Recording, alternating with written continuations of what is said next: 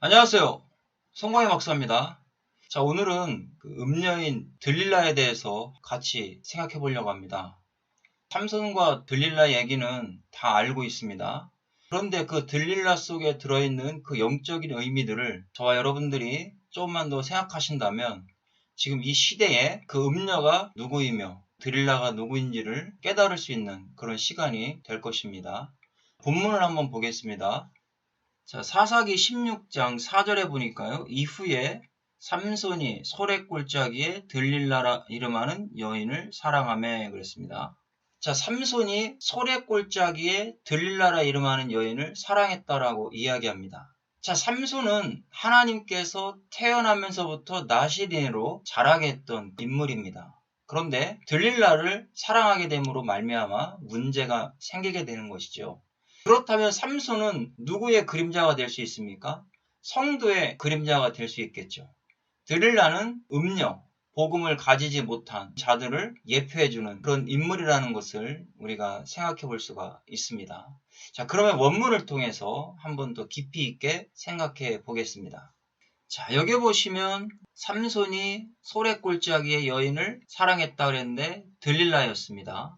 그러면 왜 성경은 들릴라 이 사람이 소랫골짜기에 살고 있었는가라는 것을 기록했는가라는 것을 생각해 볼 수가 있겠죠. 여기에 이제 삼손이 사랑함에 해가지고 삼손이라는 단어는 쓰지는 않았어요. 한 명이라고 하는 사랑했다라고 하는 단어를 쓰고 있습니다. 그러니까 이 샤 여인을 사랑했다. 능동태형을 쓰고 있잖아요. 그러니까 삼손이 사랑하게 되었다라는 것이죠. 그런데 소랫골짜기라고 했어요. 이 소렉의 7796을 한번 보겠습니다. 자, 소렉은 소레크라고 하는 단어입니다. 소렉골짜기는 포도나무가 많이 있었다라는 것입니다. 사루크라고 하는 최상의 포도나무를 여기에서 의미해주고 있죠. 최상의 포도나무가 있는 곳이 바로 소레크, 소렉골짜기라는 것을 알 수가 있죠. 자, 그러면 우리가 영적으로 생각하면은요, 소랫골짜기는 최고의 극상품 포도나무가 있는 교회를 상징해 준다라는 것이죠. 그러니까 예수 그리스도의 십자가의 의를 믿고 구원받은 백성들이 있는 포도원, 교회를 상징해 주죠. 문제는 드릴라가 이 소랫골짜기에 자리를 잡고 있다라는 거예요. 이런 자들이 자리를 잡고 있으니까 극상품 포도나무가 무슨 나무로 바뀌어버린 겁니까? 들포도 나무로 바뀌어 버리더라는 것이죠. 이사야 5장 2절에 말씀하고 있죠. 땅을 파서 돌을 제하고 극상품 포도나무를 심었도다. 그 중에 망대를 세웠고 또 그 안에 술틀을 팠도다. 좋은 포도 맺기를 바랬더니 들포들을 맺었도다. 자, 하나님께서 이스라엘 백성들을 극상품 포도나무를 심었어요. 그 밭에. 그런데 거기에 극상품 포도 열매가 열리는 것이 아니라 들포도를 맺어버렸다는 것이죠. 그러니까 하나님께서 결국 바벨론에 끌려가서 거기서 고통당하게 하시더라는 겁니다. 예수 그리스도의 십자가의 의로 구원받은 백성들은 극상품 포도나무다라는 것을 알 수가 있습니다. 이사야 5장 2절을 본문으로 한번 보겠습니다.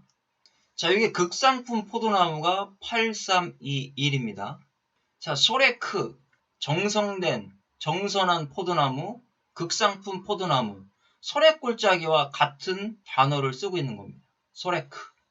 자, 그러면 소래골짜기에는 이미 극상품 포도나무가 심겨져 있었다라는 것을 알 수가 있다라는 것이죠. 그런데 거기를 드릴라가 지금 점령하고 있는 거예요. 이 음녀인 드릴라. 그럼 드릴라는 어떤 존재인지 저와 여러분들이 한번 생각해 보겠습니다. 드릴라의 이름을 보니까 1807입니다. 데릴라라고 하는 이름이 나오죠. 데릴라라고 하는 이름을 뜻을 보니까 매달아둔 먹이라는 의미를 가지고 있어요. 이게 달랄이라고 하는 1809에서 왔습니다. 달랄입니다. 매달리다, 늘어뜨리다, 천하게 만들고 쇠약하다 이런 의미를 가지고 있는 것이죠. 그러면 들릴라는 어떤 존재입니까?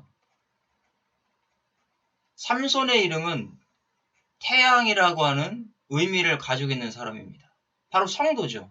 예수 그리스도의 빛을 뿜어내는 삼손과 같은 성도. 자, 이 삼손은 극상품 포도나무입니다. 하나님께서 나시린으로 선택하셔서 태어날 때부터 나시린이었죠. 완전 극상품이죠. 최고 좋은 포도나무죠. 그리고 최고 좋은 포도나무 열매를 맺어야 됩니다. 그런데 이런 삼손이 드릴라를 사랑했어요. 자, 드릴라를 사랑하니까 드릴라는 무엇입니까? 매달아둔 먹이. 자, 이 삼손과 같은 극상품 포도나무가 드릴라는 매달아둔 먹잇감이라는 것이죠. 결국 드릴라를 이 삼손이 사랑하게 되니까 결론적으로 삼손은 눈이 빠지게 되고 블레셋 민족에게 고통당하는 그런 역사가 일어나게 되는 겁니다. 이게 바로 음녀라는 것이죠. 자, 음녀는 소래골짜기, 극상품 포도나무 이런 열매가 있는 교회들의 침투에 들어와서 고통을 준다는 겁니다. 거짓 복음을 전파하게 되는 것이죠. 그러니까 드릴라에 빠지니까 어떻게 됩니까? 비천해지고 힘이 빠지고 쇠약해지는 거죠. 삼손과 같은 저와 여러분들이 들릴라, 음녀를 만나게 되니까 영적으로 쇠약해진다는 의미를 가지는 거죠. 또 그들은 우리를 매달아둔 먹잇감으로 알고 우리를 죽이려고 하는 겁니다. 거짓 이단들을 가만히 보십시오. 그들은 믿지 않는 자들을 먹잇감으로 두지 않아요. 믿는 자들, 바로 그리스도인들을 먹잇감으로 두고 계속적으로 공략한다는 것을 알 수가 있습니다. 그 사람들이 누구냐? 바로 들릴라와 같은 먹잇감을 찾아서 극상품 포도 열매를 완전히 들포도로 맺게 하는 예수 그리스도의 십자가의 의를 인간의 의로 바꿔버리는 그런 들릴라와 같은 자들이다라는 것을 알 수가 있습니다. 자, 잠언서 22장 14절의 말씀에는요. 음녀의 입은 깊은 함정이라 여호와의 노를 당한 자는 거기 빠지리라 그랬습니다. 음녀의 입은 깊은 함정과 같아서 여기 빠지면 나올 수가 없다라는 것이죠. 자, 갈라디아서 1장 7절부터 보겠습니다. 다른 복음은 없나니 다만 어떤 사람들이 너희를 교란하여 그리스도의 복음을 변하게 하려 함이라. 그러나 우리나 혹은 하늘로부터 온 천사라도 우리가 너희에게 전한 복음 외에 다른 복음을 전하면 저주를 받을지어다. 우리가 전에 말하였거니와 내가 지금 다시 말하노니 만일 누구든지 너희가 받은 것 외에 다른 복음을 전하면 저주를 받을지어다. 들릴라와 같은 음녀는 그 입이 함정이라겠습니다. 바로 율법으로 행위로 구원을 얻을 수 있다라고 이야기하는 사람들이 바로 음녀이며 그 입에서 나오는 것은 함정입니다. 여기에 빠지면 구원받지 못하고 고통당하게 됩니다. 이런 것들이 바로 다른 복음이라는 겁니다. 갈라디아서에 바울은 강력하게 말씀하고 있습니다. 갈라디아 교회에 복음을 전파했는데 그 복음을 받아들였다가 음녀와 같은 들릴라와 같은 이런 자들의 거짓 복음, 다른 복음을 받아들였습니다. 바로 행위로 구원을 얻을 수 있다라고 하는 이런 말들을 받아들였습니다. 바울은 강력하게 말씀합니다. 복음 외에 다른 복음을 전하면 그 사람에게 저주가 있다라고 말씀하고 있습니다. 저와 여러분, 이 시대에 우리는 이 들릴라에게 속아서는 안 됩니다.